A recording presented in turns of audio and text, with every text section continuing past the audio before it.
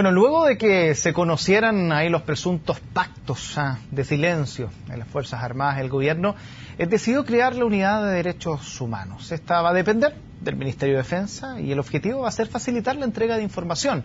Y a la cabeza de esta unidad ya se supo que va a estar el ex ministro de la Corte de Apelaciones de Santiago, Alejandro Solís, quien investigó ahí emblemáticas causas de derechos humanos y que nos acompaña en CNN Chile para hablar en mayor profundidad de diversos temas y por supuesto le damos las gracias por estar junto a nosotros. ¿Cómo está? Encantado de estar con usted. A ver, me imagino que claro, más allá de cómo va a trabajar de ahora en adelante, para usted es un desafío importante esto que viene por delante. ¿Qué significa para usted en su larga carrera laboral relacionada con los derechos humanos? Yo diría que de alguna manera es un complemento a lo que he hecho. Yo toda la vida como juez traté de llegar a la verdad y con la verdad llegar a la justicia.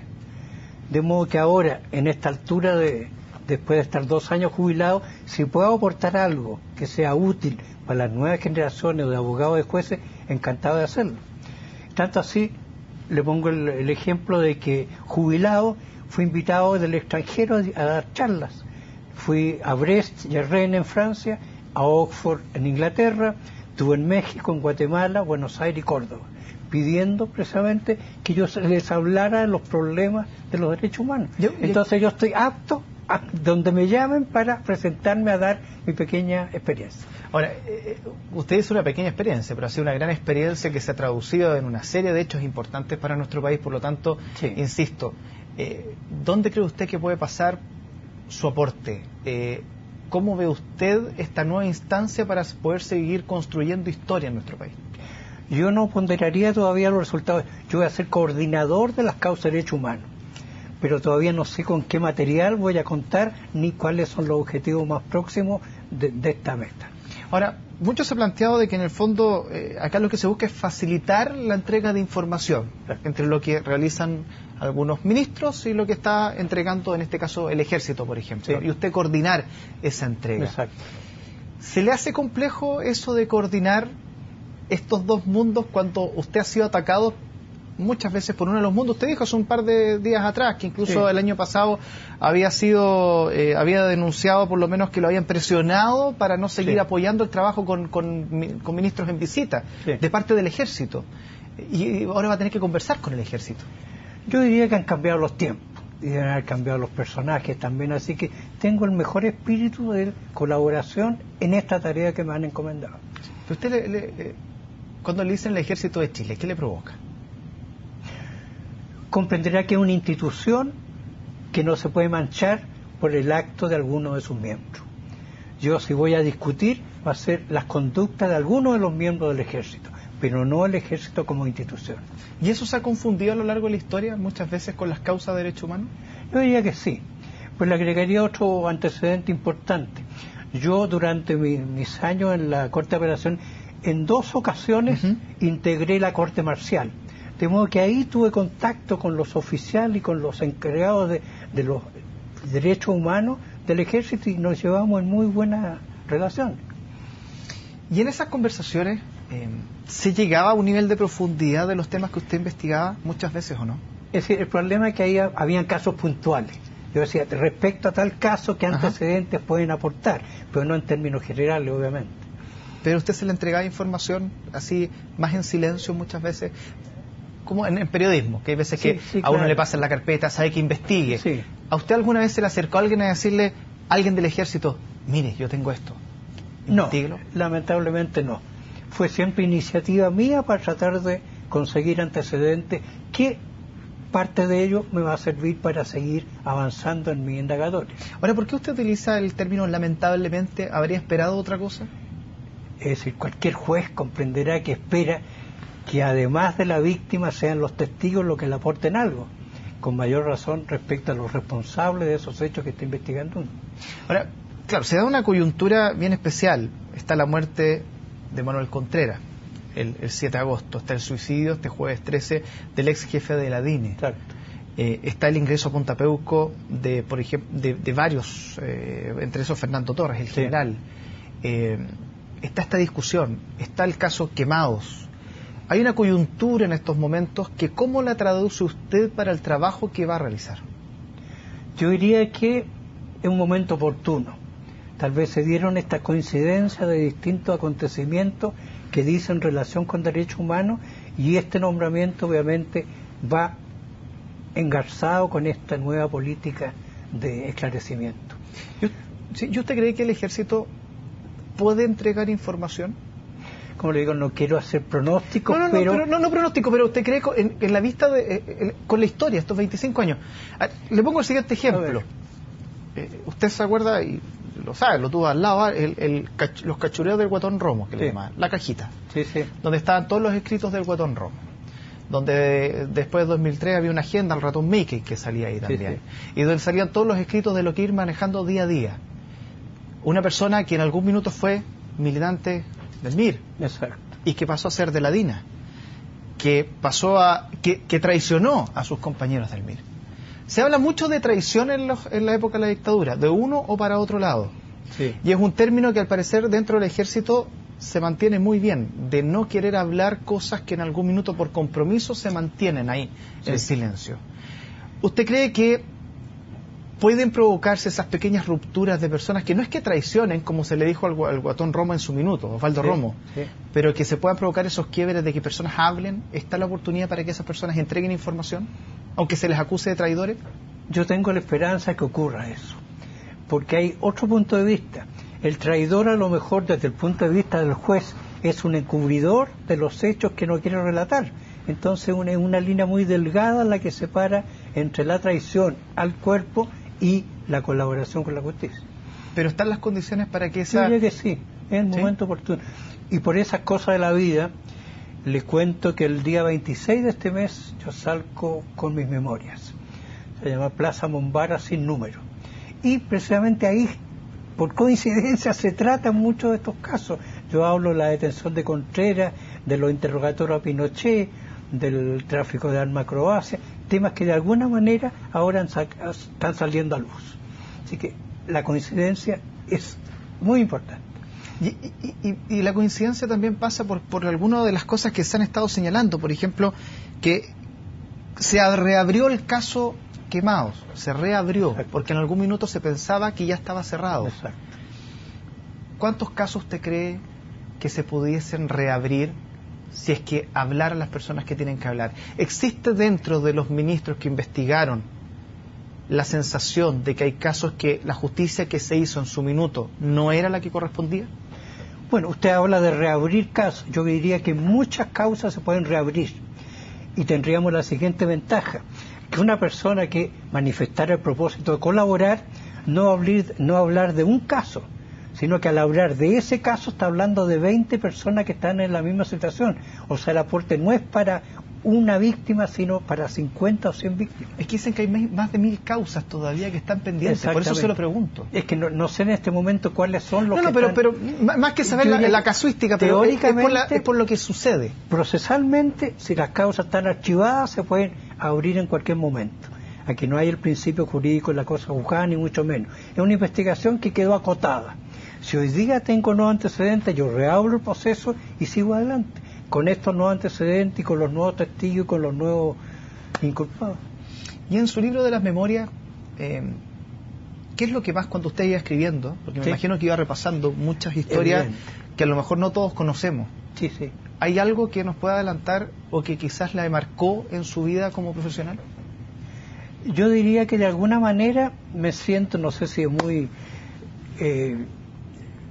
un desafío muy grande decir que fui testigo presencial del desenvolvimiento de la judicatura chilena durante 44 años. En esto me ayudó la periodista Nancy Guzmán, que es la colaboradora del libro, pero yo diría que hay muchas cosas que, si bien me afectaron personalmente, yo considero que tuvieron relación con la historia del país. Por ejemplo, el hecho que yo pudiera viajar a Washington a presenciar el interrogatorio de Michael Townley respecto al caso de Carlos Prat, por ejemplo. Son cosas que de alguna manera salen de lo que habitualmente se efectuaba en Chile. Esas cosas me marcaron, obviamente. ¿Cuánto la historia lo fue marcando en el camino profesional? ¿Cómo usted se fue moviendo en el transcurso de una historia de 44 años donde claramente pasó por los colores políticos más diversos, por la historia de Chile quizás más compleja, por un retorno a la democracia con distintos matices? ¿Cómo se fue formando ese Alejandro Solís? No, yo diría que lo importante para este efecto, para el tema que está tratando usted, es que el año 2002, cuando la Corte Suprema advirtió que el juez Guzmán llevaba más de 200 causas, dijeron esto es inmanejable para un solo hombre. Así que nombraron jueces o ministros con dedicación preferente.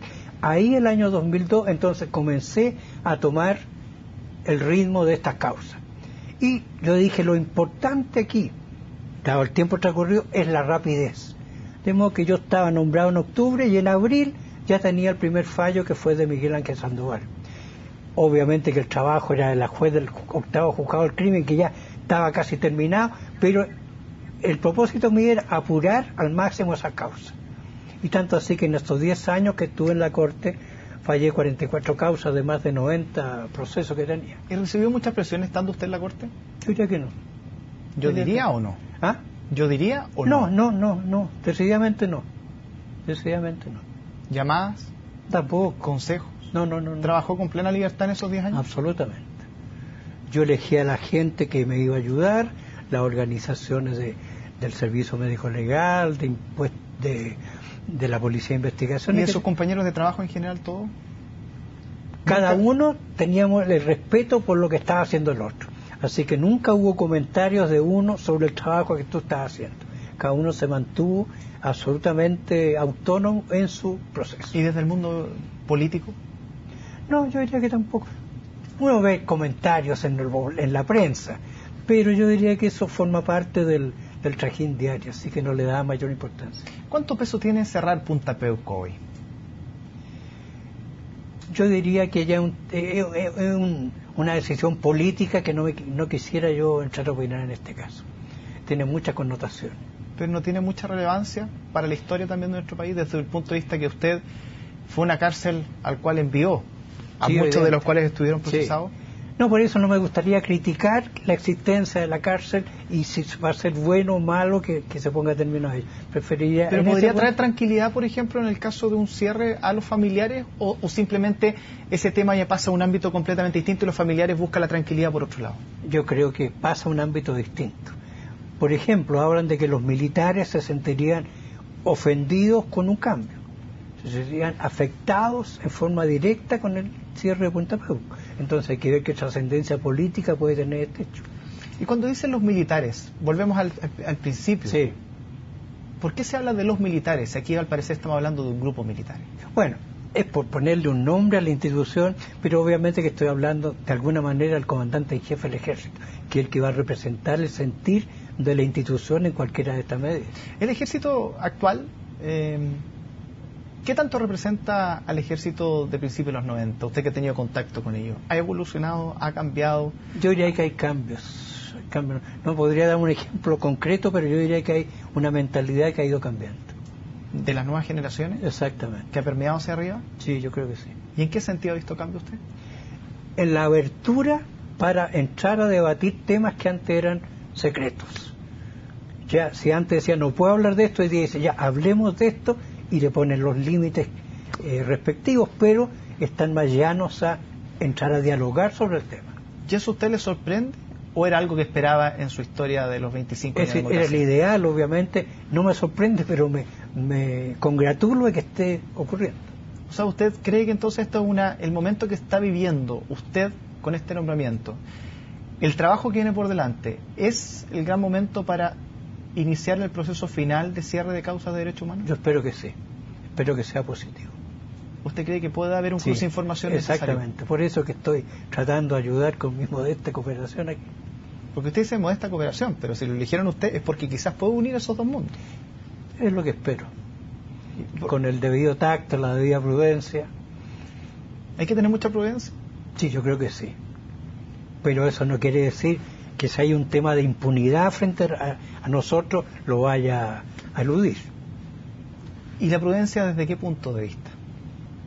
De a dónde voy a afectar la honra o la vida de alguna persona tratando de ponerla ante la exposición pública, por ejemplo. En eso hay que tener cuidado. ¿Cuándo murió, y por último, me acabo de acordar, cuando murió Manuel Contreras, ¿dónde está usted? ¿Está en su casa? Sí, claro, sí. ¿Cómo lo vivió eso? Mire, curiosamente, esto fue a las 11 de la noche, me empezaron a llamar los periodistas, 4 o 5 periodistas. Yo le dije, bueno, es una persona que estaba enferma, y le agregué, y ahora me entero que estaba en el hospital militar desde septiembre del año pasado. O sea, no estaba en Punta Peuco, eso fue para mí una sorpresa. Debe ser por su estado de salud, pero ya la primera impresión fue, ¿qué pasa con esta persona que en realidad no estaba en la cárcel? Estaba en el hospital militar. ¿Y qué puede haber pasado? Por razones de salud, porque tenían que dializarlo 2 o 3 veces en la semana, qué sé yo. Es una opinión mía, como le digo, no tengo los antecedentes clínicos que justificaran su internación permanente, pero fue un comentario al azar. Pero no sé si la palabra es que le haya dolido, pero ¿le afectó saber que haya estado tanto tiempo en el hospital militar y no en la cárcel, como muchos señalan que quería haber terminado su vida? Más que afectar, yo diría que causa sorpresa, porque con respecto a otros condenados no tuvieron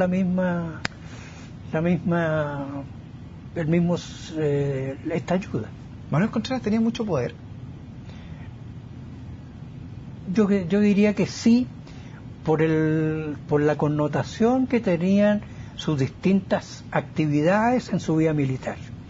Él conoció mucho del Chile que se ve a la luz pública y del Chile que está oculto debajo de la alfombra. Así que él tenía obviamente informaciones relevantes de todo tipo.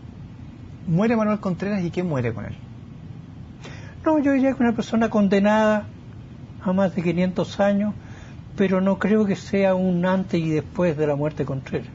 Yo diría, como lo que estábamos conversando ahora, si se produce un empuje a este tipo de trabajos, no tiene que ver necesariamente con la muerte de Contreras. O sea, Manuel Contreras, estando en la cárcel así todo, ¿era quizás una traba para avanzar en ciertos temas, por ejemplo, para el ejército? No, yo creo que no. No. Opiniones personales. No sé si es la realidad. Le queremos agradecer a Alejandro Solís por haber estado junto a nosotros y desearle éxito en esta nueva misión. Perfecto. Que tiene ahora en adelante. Asume mañana, ¿no es cierto? Sí, mañana a las 11. Ahí en la calle Centeno. Exactamente. Que le vaya muy bien. Muchas gracias. Gracias a usted. Buenas noches. Y nosotros, vamos a ir a una pausa y regresamos dentro de poco con más noticias.